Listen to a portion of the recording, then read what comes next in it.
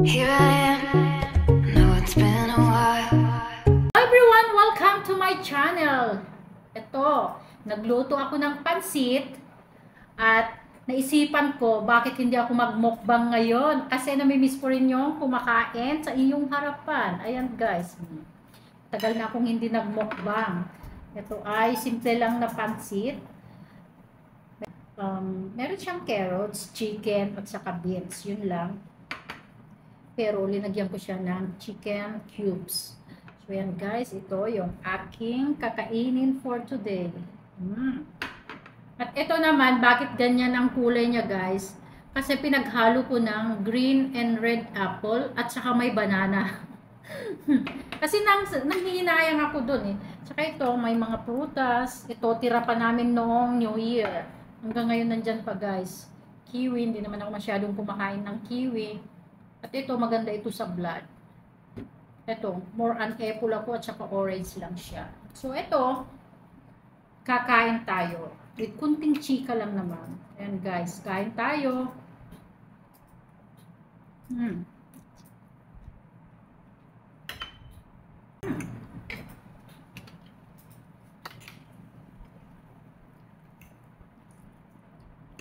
Nag-aaral ako guys. Tuwing mag-New Year na, tinatanong nila ano daw yung mga New Year's resolution. Wala akong New Year's resolution, pero marami akong hopes and wishes.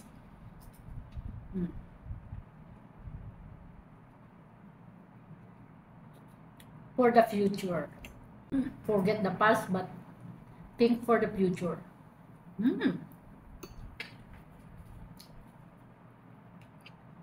Miisip ko talaga yung future kasi nagkakaedad na ako.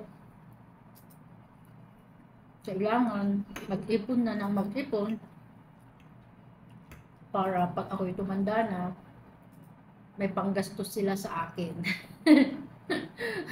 Para hindi mamroblema ang mag-aalaga sa akin kasi alagain akong tao guys. Yun nga.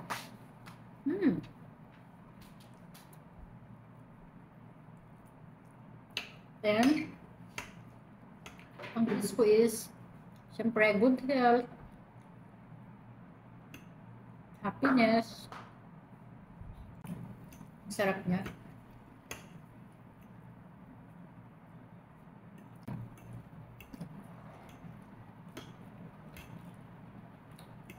Alam nyo guys, naalala ko lang nung bago ako, nung first time ko mag-abroad. Kaya totoo lang, hindi ako na-homesick. Hindi ako na-homesick, pero sa sa pagkain ako nahirapan guys kasi siyempre mapagkain dito sa Arab, maalat, saka dami nilang linalagay-lagay na yung mga spices. First na country na napuntahan ko is Abu Dhabi and Dubai. And ang in-applyan ko is cleaner. Pero alam nyo guys, pagdating ko na dito sa Abu Dhabi, housemaid. Oh my gosh, alam mo, una nilang pinakain sa akin guys, sa totoo lang cornflakes at saka gatas. Sabi ko, syempre sa atin, kumakain ba tayo ng cornflakes? Maliban lang kung talagang may kayang buhay. Ako galing ako ng probinsya, hindi ako nakakatikim talaga ng mga cornflakes, yung Quaker Oats, okay lang. Nakakatikim ako noon kasi may pinapadala yung mga lolo at lola ko galing abroad. Pero yung cornflakes, hindi. Tapos, ayun, bigla akong yung parang ayaw ko dito kasi hindi ako mabubusog. Tapos, ang pagod, ang daming trabaho guys. Tapos,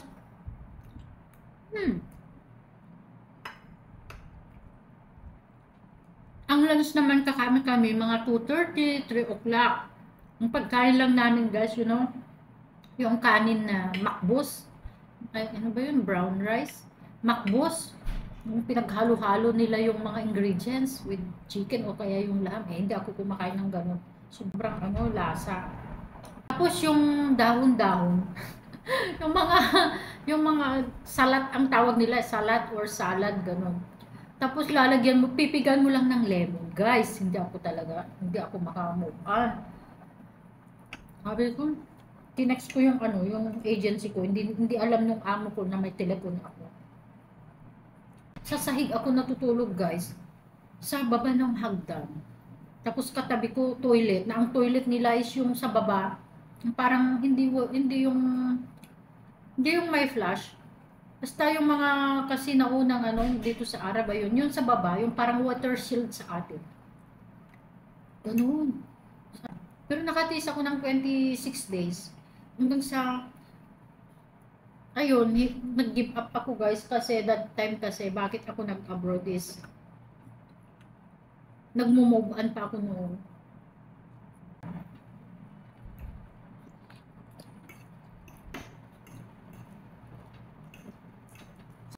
Ang lalaki kaya ng bahay sa sa Abu Dhabi.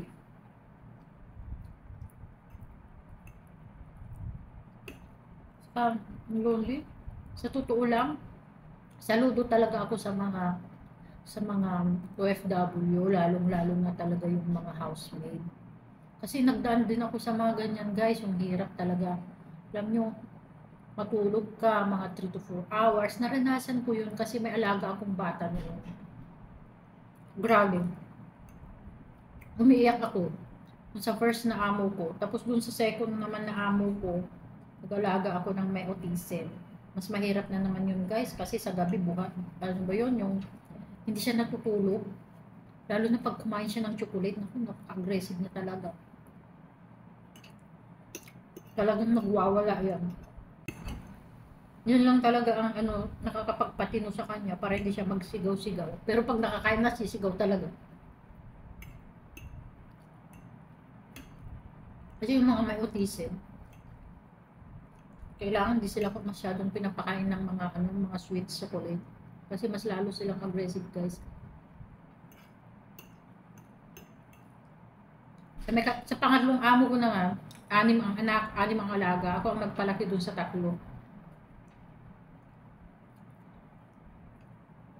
Pero ang amo ko, mababae. Dun sa pangatlo ko, na amo. Mabait din naman yung pangalawang amo. Yun nga lang pala utos. Stay in kasi. Yung last ko na naging amo ng katulong is stay out silang mag-asawa.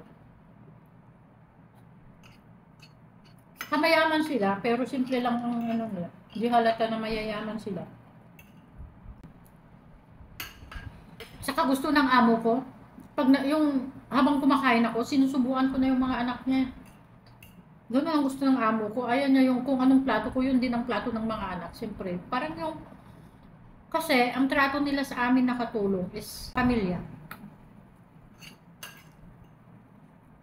Pero yung real family siya.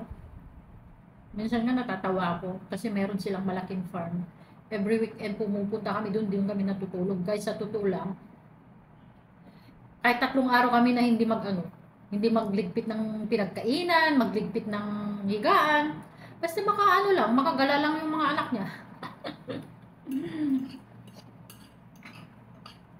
Ganun, yung mga amo ko. Ang ayaw ko lang is, siyempre, hindi sila nag-uutos. Ang ayaw ko lang makulit yung mga anak niya. Saka, ayun nga. Nakaano rin ako, na naging katulong. Sa una kong amo, sa Emirat, mga 29 days lang. Tapos, kasi kinukulong ako dun, guys. Pag lumalabas sila, nakakulong ako, nakalock yung mga pinto. Ayaw ko yung gano'n. Saka ang lonely ng buhay dun, may problema lang ako sa Pilipinas, tapos doon ganun pa.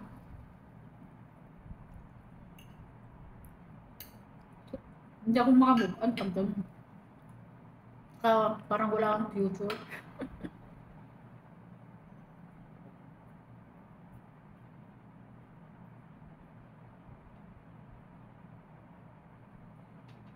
Tapos, yun naman sa pangalawa, tulang 11 months. Kasi nag-away kami. 3 kaming katulong. Ako nag-aalaga lang ako ng may autism, naglilinis, tumutulong din. may tagaluto kami na ibang lahi. Hindi namin makasundo kasi pinagdadamutan niya kami sa pagkain tapos napakasipsip. Ayun, nagpasahuli ako sa agency. Tapos ayun, napunta na naman ako dun sa pangatlo kong amo. Ayun, dun na ako nagtagal. 2 years, 6 months, guys. 3 palapag ang bahay. Grabe, 3 story, ha. Pero, ang maganda lang doon, di sila pala utos. Yun nga, yung sabi ko sa'yo, maluwag kami. Tapos, hindi sila maselan.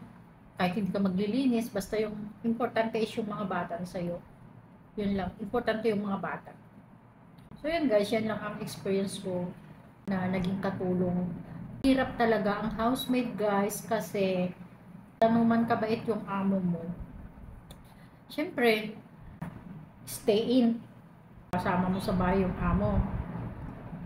Maaga kang gigising, maglinis, maglaba, na kahit hindi man pala utos yung amo mo, kailangan mo talaga silang pagserbihan. At yung mga amo ko, hindi sila nag-uutos, guys. Kasi may tiwala naman sila sa amin. Kung ano ang kaya mo lang gawin.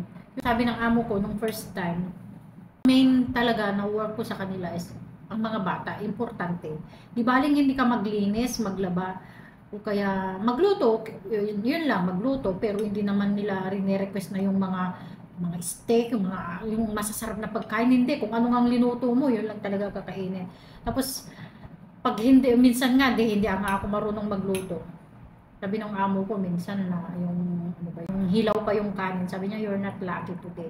Yun nga. Tapos minsan, nasunog yung kanin. Sabi niya, oh, you're not lucky today. Better luck next time. So, ganun lang siya. Hindi sila yung mga madakdak talaga na amo, no. Mas madakdak pa yung mga kapatid, guys. So, ayun lang din ang aking mga experience. Marami. On my next vlog, guys, marami akong experience.